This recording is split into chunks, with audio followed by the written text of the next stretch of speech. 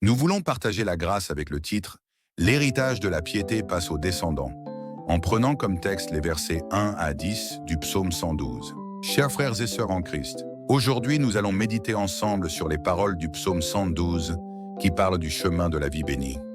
Le psaume 112 n'est pas simplement un guide. C'est un poème qui chante « Combien la vie dans la crainte de Dieu est riche et précieuse ». Le monde nous dit cela. Avoir beaucoup d'argent est une bénédiction. Il faut avoir des relations pour réussir. Cependant, la Bible dit autre chose. Heureux l'homme qui craint l'Éternel et trouve un grand plaisir dans ses commandements, est proclamé. En regardant le verset 1 du psaume 112, Alléluia, heureux l'homme qui craint l'Éternel et trouve un grand plaisir dans ses commandements. Celui qui craint l'Éternel est béni.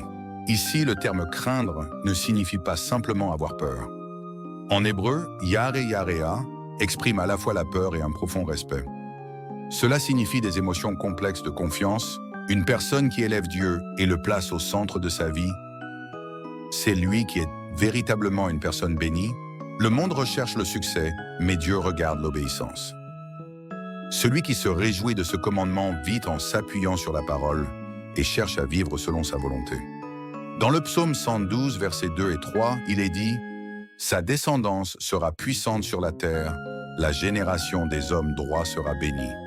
La richesse et les biens sont dans sa maisonnée, sa justice durera éternellement, a-t-il dit. La bénédiction que Dieu donne dépasse l'individu et se transmet jusqu'à sa descendance. Sa descendance sera puissante sur la terre.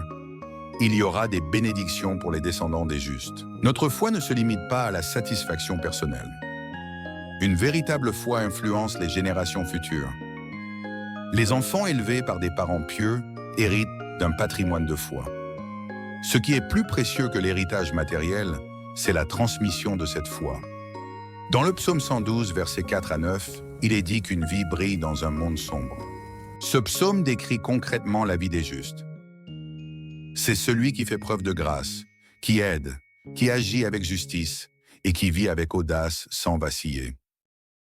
Ce n'est pas seulement un comportement moral, mais une attitude de vie qui découle de la confiance en Dieu. Plus le monde est sombre, plus la lumière brille intensément. Je souhaite que votre bonté se manifeste devant le monde sans honte. Dans le verset 10 du psaume 112, il est dit « Le méchant, voyant cela, sera dans le chagrin et grincera des dents, et il périra.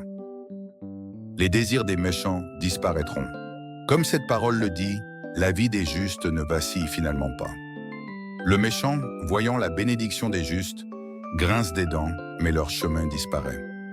Cependant, le chemin des justes est établi sur une roche inébranlable. C'est la bénédiction qui est donnée à ceux qui craignent Dieu. Chers frères et sœurs, vivre en mettant Dieu au centre de sa vie, une vie où la foi devient un héritage. Je vous bénis au nom du Seigneur pour que vous meniez une vie qui ne perd pas de direction même dans les épreuves, avec foi.